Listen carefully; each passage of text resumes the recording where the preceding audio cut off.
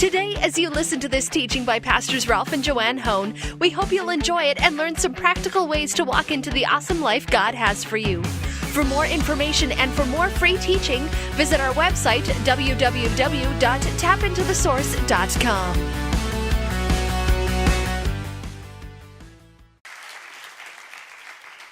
I want to start with a message today that when Pastor Joanne, and I have to share this, I shared this at the women's retreat. I love how when she asks me, she always says, Jamey, are you willing?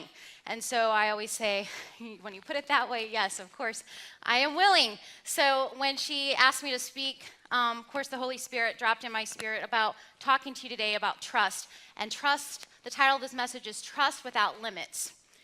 And I want to start with a verse that's very dear to my heart, and it's Proverbs 3, 5, and 6. And it says this: trust in the Lord with all your heart. Not just some, but all. Trust in the Lord with all your heart and lean not on your own understanding, but in all your ways acknowledge him, and he will direct your path. And I love to define things, so I want to define trust for you. And trust means a belief that someone or something is reliable to provide what is needed, consistently good in quality or performance, to place confidence in, to depend on. You know, how often do we say that we trust God, but we put limitations on him? And I'm going to start off by telling on myself first. When we first started to learn to walk by faith, and this was over 10 years ago, I would go around and I would quote Deuteronomy 28, I'm the head, not the tail, I'm above, not beneath, I'll be a lender, not a borrower, and, we're to get excited about those promises. But one day, we were sitting in a service and I heard a testimony about a couple who had, they were believing God to pay off their house, and someone had showed up, somebody they didn't know gave them the money to pay off the house. And I was just like, I want that. So I went around and I would say, that's going to happen for me. Honey, get ready. Our house is getting paid for, and someone's going to come and they're just going to deliver that money to our door. and my husband's sitting in here, and my beautiful sister and mother and family, they can say that I'm persistent with some things. And persistent means continually repeating. I continue repeating, refusing to let go of. So finally, one day, my husband looks at me and he says, Jamey, God's creative. He said, what if he chooses to pay our house off, pay our debt off in another way? Of course, I kept on. But the way the mind shift for me was that he was showing me that I was putting a limitation on God. And there's more than one way that God can do something, right? It is okay to be persistent, continually repeating, refusing to give up or let go of what the word says. But sometimes we have to let go, take our hands off a situation, and trust him with the how or the when. And as I was preparing for this message, I was in Genesis, and it's just totally just jumped off the page at me. And I was thinking about Adam and Eve in Genesis 3. And, failure to trust God was in essence the first sin. Because Adam and Eve were convinced that they were missing out. They bought the lie from the enemy, that God was withholding something from them if they didn't eat from the tree of knowledge. How many times do we allow our thoughts or the enemy to convince us that we are missing out? And the truth is that God is not withholding anything from us, and God does not want us to miss out, right? But sometimes he's protecting us. Sometimes he has something better in store for us, right? He says that he will direct our paths. In that verse, it says he will direct our paths. Recently, I was dealing with a situation, and the Holy Spirit said to me, Jamey, quit trying to figure it out. I will show you what to do. Continue to trust me. So how many times do we walk this path? We're walking down the path that he's directed us. We get to this place, We're not hearing. We don't know which direction to turn, but we're here. And the intention is, he says, I want you to be patient. But in the midst of that patience, we take a step, because here comes doubt. Here comes unbelief. Here comes anger. Here comes frustration. Here comes that spirit of fear. And I'm here to tell you that fear is a spirit, and when you have the Holy Spirit within inside of you, you tell that spirit to take a hike in the name of Jesus. Because as I tell my baby girl when she comes up to me at night because she's scared, God doesn't give you a spirit of fear. And she knows little thing. He gives me power, love, and a sound mind. So when we are over here in this part where we're supposed to stay and be patient, because it says in the Bible, with faith and patience we will inherit the promises. Right? With faith and patience we will inherit the promises. So it also says, say you're dealing with a sickness, okay? And I gotta stop here for a second. A lot of you ladies heard this when at the women's retreat. Patience, okay? I love definitions. Is the ability to tolerate delay. Let me say that again. Patience is the ability to tolerate delay, okay? And it also talks about that when we have the Holy Spirit, when you ask Jesus inside your heart, you have everything you need to have victory in this life. You have faith, you have patience, you have joy, you have kindness, meekness, all of those. Patience is included. So when that sickness tries to push on your body, you say, no, I am redeemed by the curse of the law, and by Jesus' stripes I am healed. He says he will never leave me or forsake me. He will not abandon me in my time of need. Right?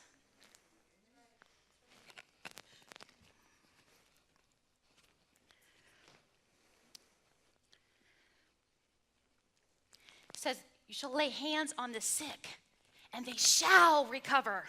See, so there's a waiting time. Lay hands on the sick, and they shall recover. Right? And I have to say, when we talked about patience, and I shared this with some of the girls, the ability to tolerate delay. Well, some of us, okay, everybody in this room, God's given you the same amount of muscles, right? We all have the same amount of muscles, correct?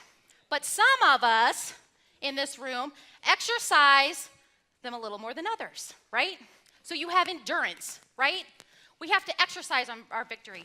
When we are standing here, we have to exercise. We have to stand on the promises. And what he says is when you stand on the promises, you continue to stand, and you stand firm, and you don't let go.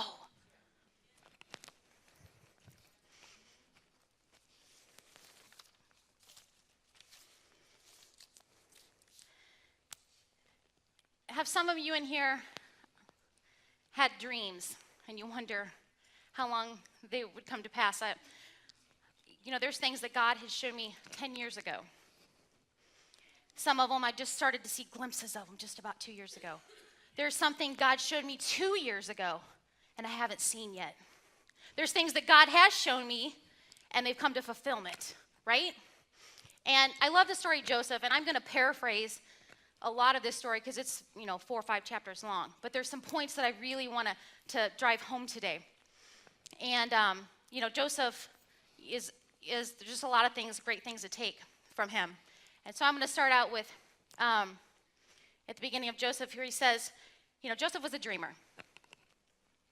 And then the beginning of Joseph, it talks about how he had these dreams.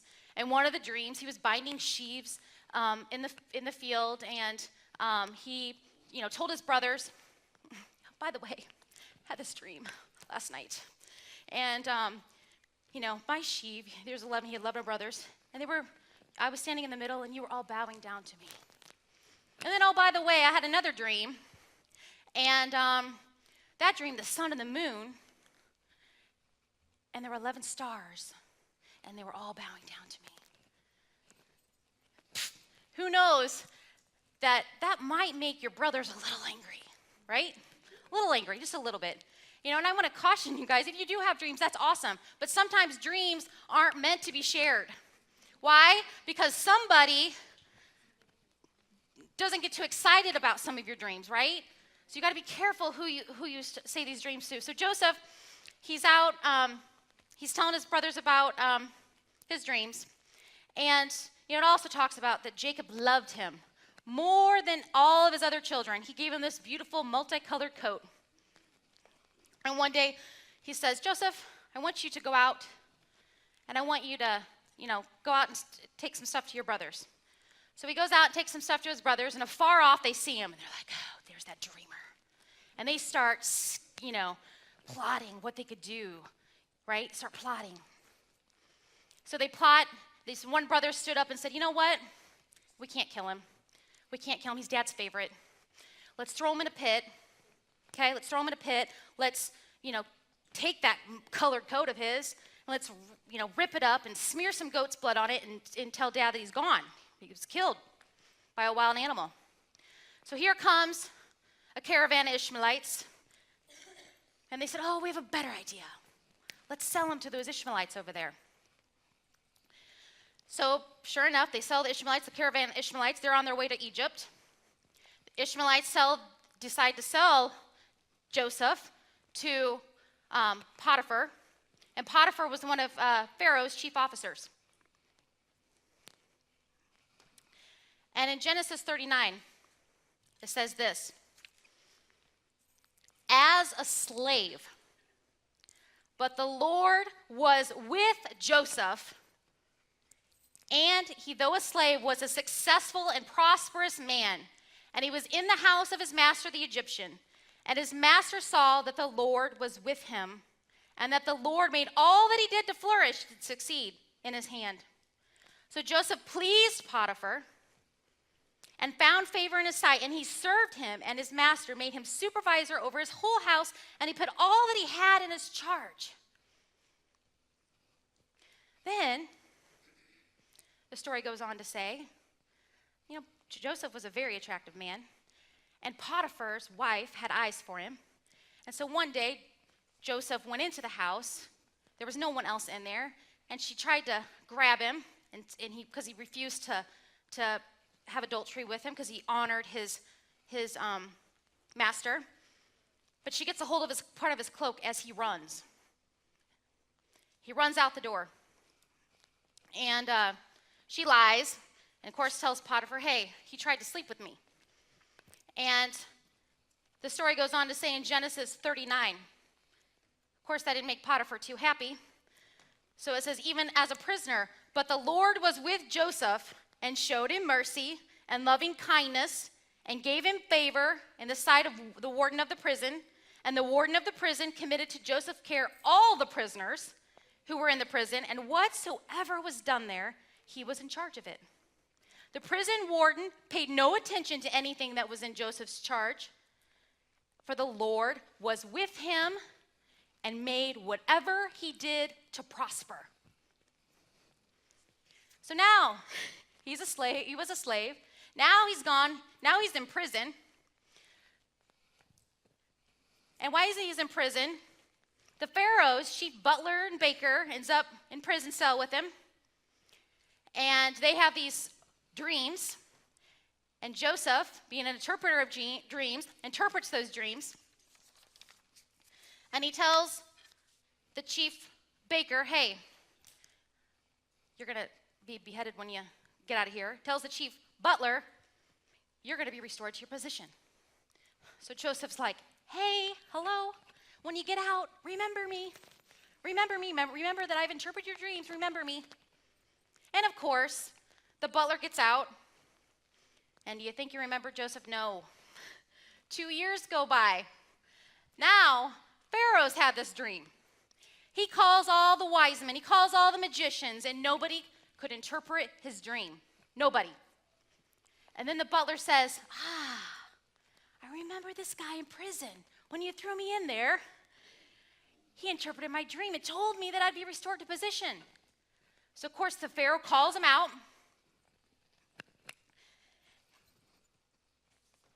And Joseph says, it is God, not him, that will give him the answer of peace. Joseph interprets the dream and tells Pharaoh that God is showing him what he's about to do. And he goes on to tell him that in the land of Egypt, there's going to be 7 good, abundant years, and then there's going to be 7 years of famine. And in Genesis 41, This is 13 years later. Genesis 41 says, and Pharaoh said to his servants, can we find this man's equal? And man in whom this is the Spirit of God? And Pharaoh said to Joseph, for as much as your God has shown you all this, there is nobody as intelligent and discreet and understanding and wise as you are. You shall have charge over all my house, and all my people shall be governed according to your word, with reverence, submission, and obedience. Only in the matters of the throne will I be greater than you are. Then Pharaoh said to Joseph, see, I have set you over all the land of Egypt. See, Joseph's family was saved and spared because of his obedience. He trusted, he believed, and he relied on God, that what he said would come to pass even when it took some time, even when he was betrayed by his brothers, lied about, mistreated, lived as a slave, alone in prison, forgotten by man, but he was not forgotten by our God.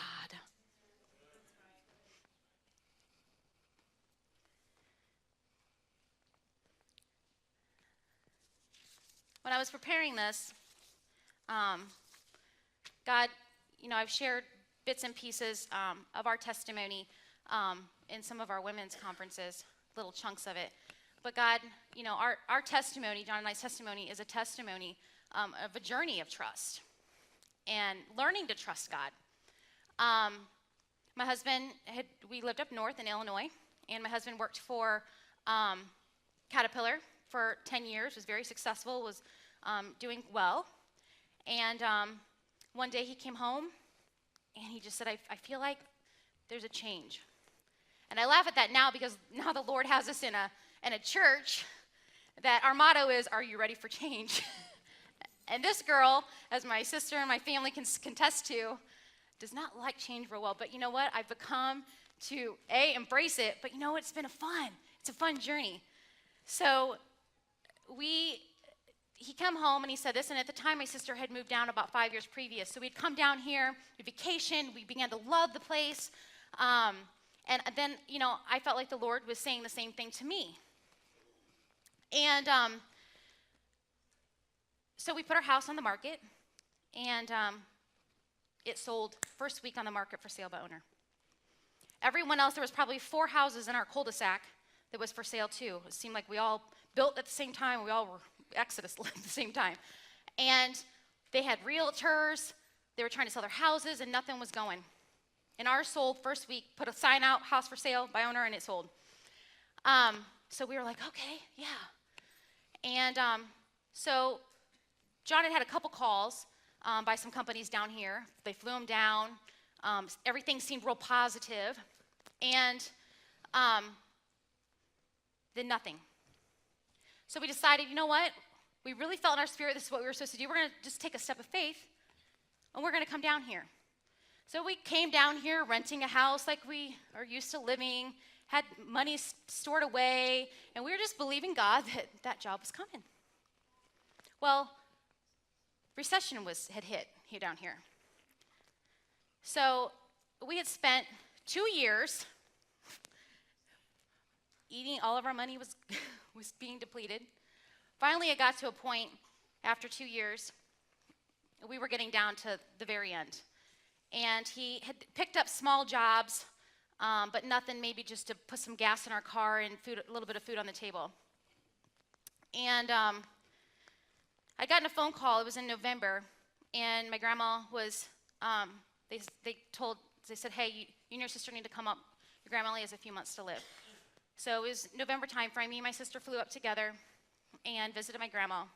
While we were there, visiting my grandma, we got a phone call that John's dad was diagnosed with cancer.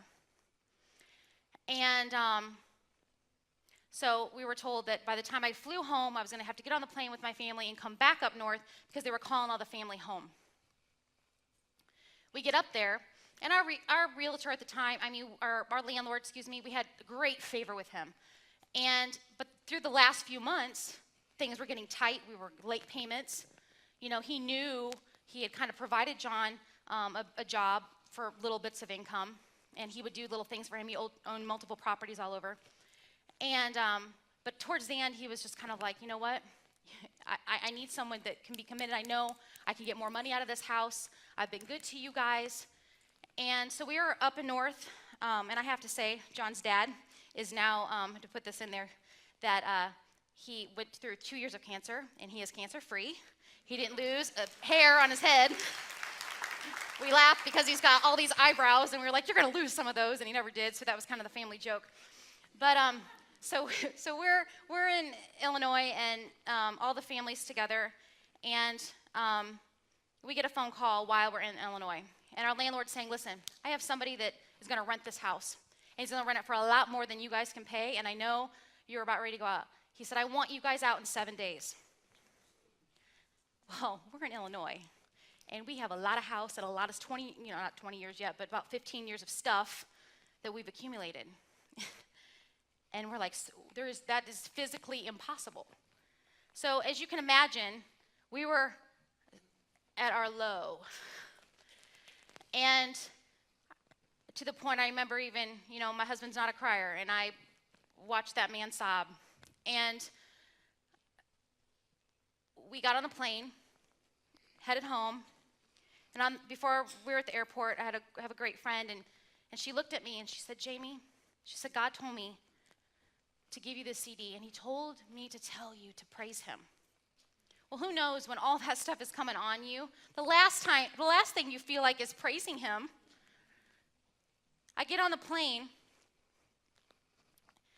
and I hear the Holy Spirit. I fall asleep. I was emotionally exhausted. I remember putting my Bible up on the stand, and I woke up from a dead sleep, and I heard the words, trust in the Lord with all your heart and lean not on your own understanding. In all your ways acknowledge him, and he will direct your path.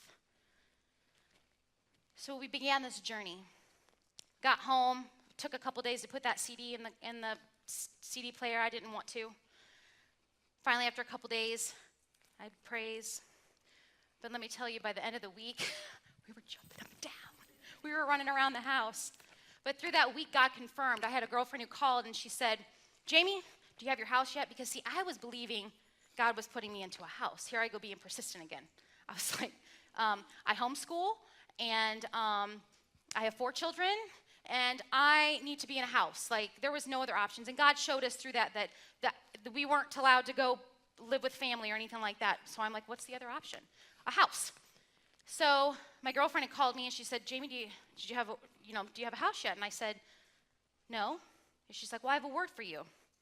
Of course, the word was, trust in the Lord with all your heart and lean not on your own understanding. In all your ways acknowledge him, and he'll direct your path. You think he was trying to tell me something?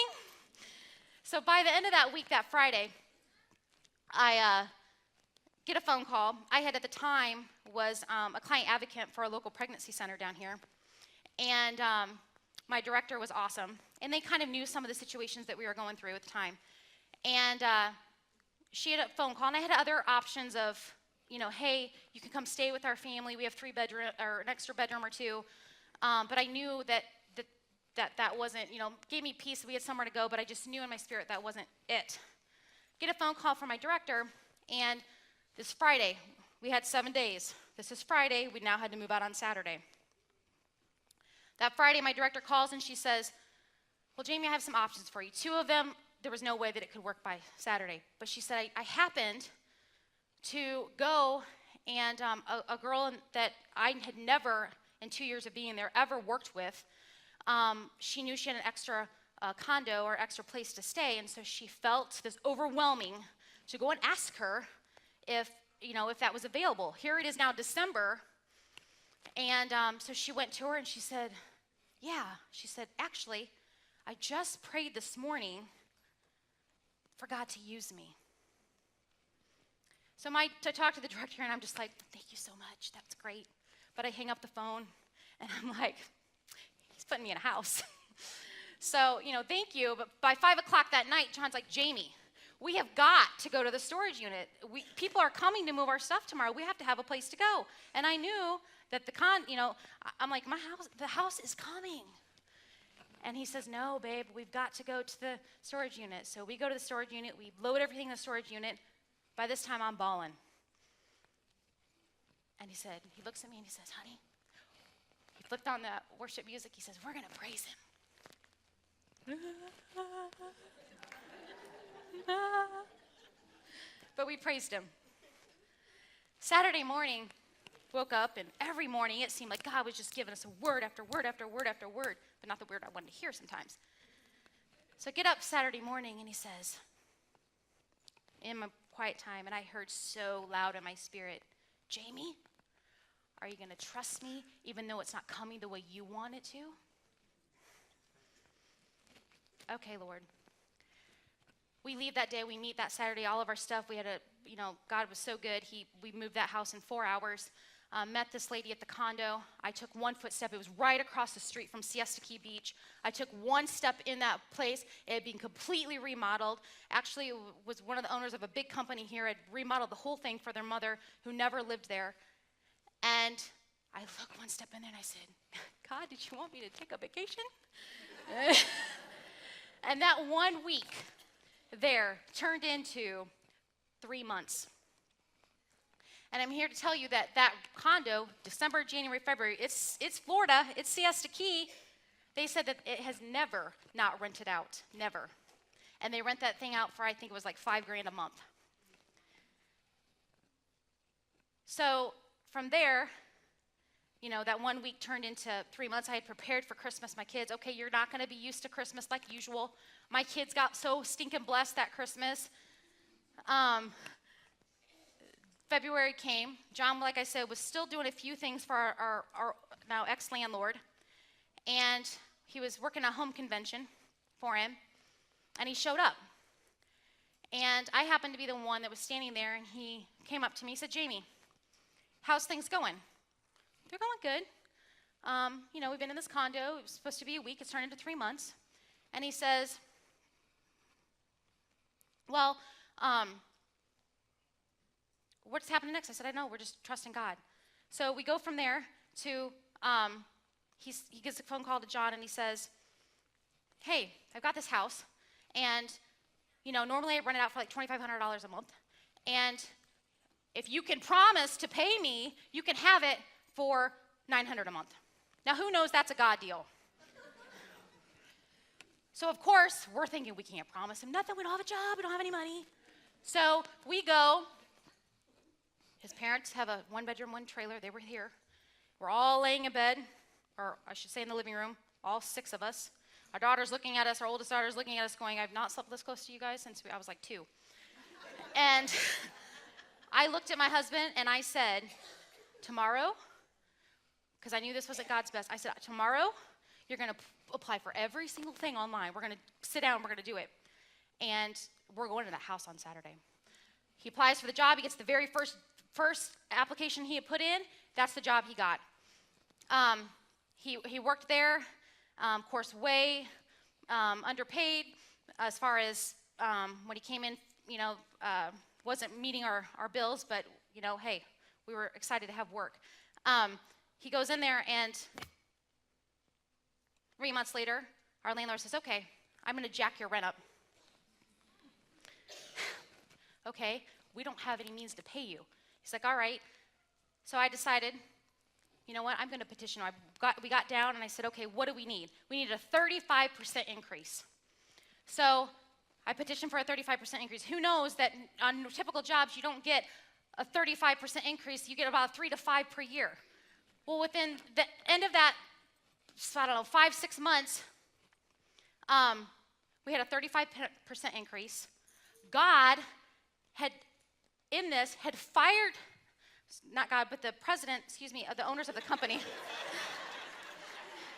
the president had the CEO, there was another company that owned this company, and they basically fired the president. They ended up putting John head over the entire company.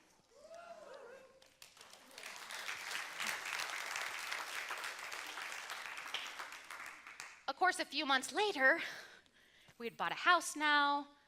Things were looking great. We get this call that, hey, things aren't looking good. This business is going under. But see, this time, because we've experienced victory, there was hope. So now, this time, we weren't laying on the floor crying. We were saying, okay, God, we trust you. What's next? So God divinely orchestrated. We went to this cookout with about 100 people, some homeschoolers there. We ended up being with this guy, sitting there that night with him, chatting with him or whatever. John and the kids stayed in a tent, spent the night. I went home to sleep in my bed, and he woke up and he said, hey, babe, you know that guy that we were sitting with that night talking? I said, yeah.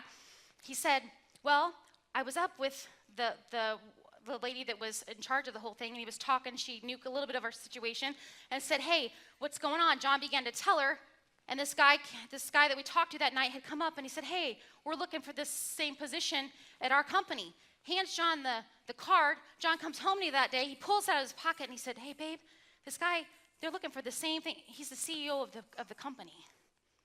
Now, who knows? God says he will direct our steps. Who knows that that's a God connection? It's 6:30 a.m., and when we come to find out later, no one really knew who this guy was. Like, no one could really figure out, like, he was invited through a friend of a friend. No one really knew him.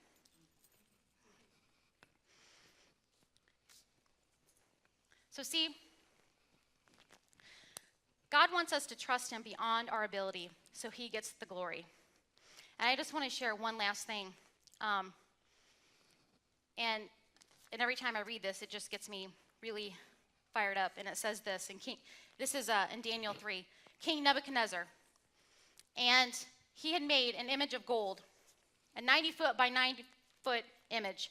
And he gathered all the chief officials of Babylon to dedicate the new image.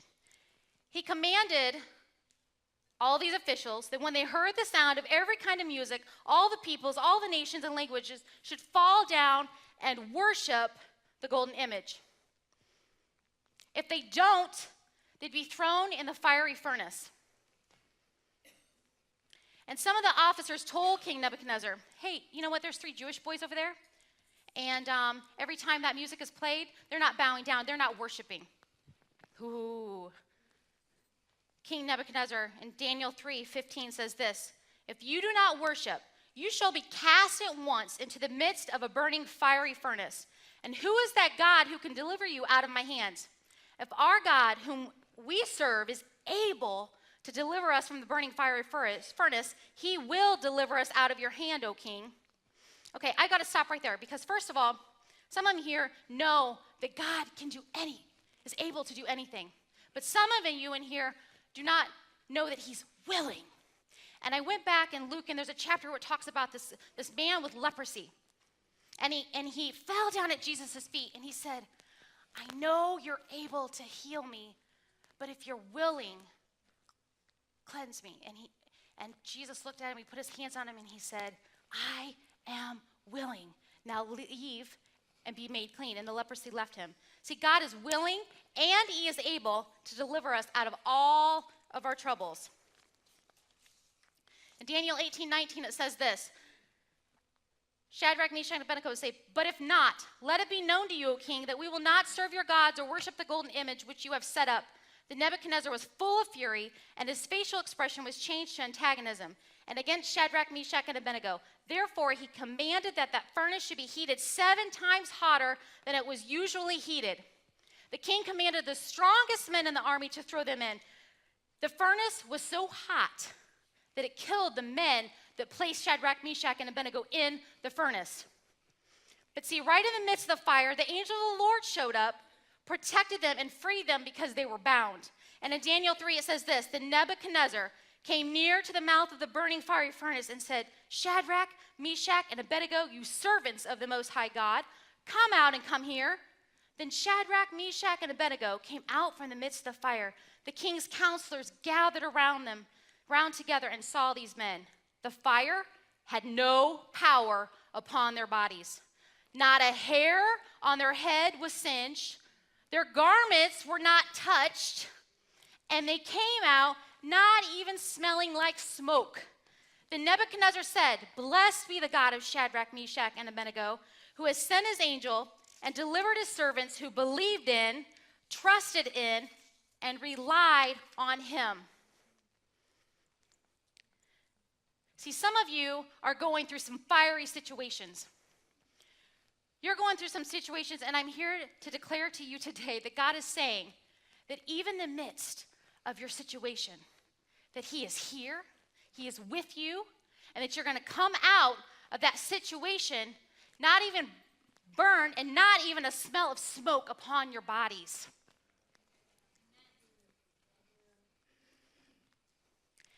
And I say all this today that some of you in here don't know of this God that I talk about. And I'm here to tell you today that he loves you so much. He created you.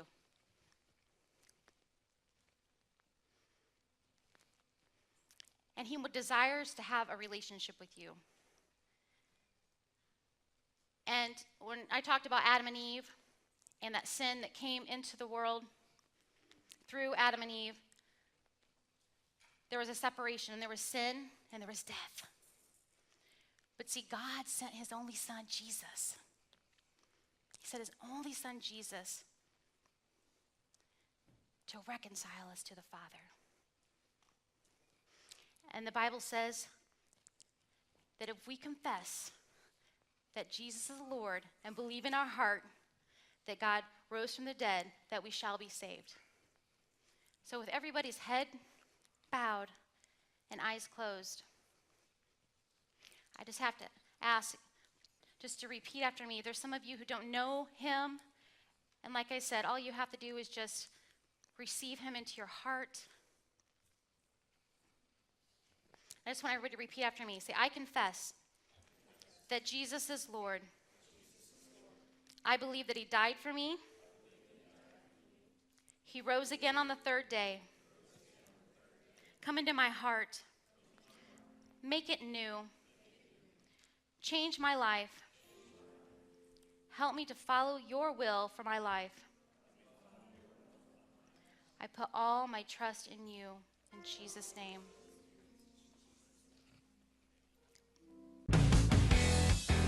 We hope you enjoyed this message. For more free teaching and information about The Source, please go to www.tapintothesource.com.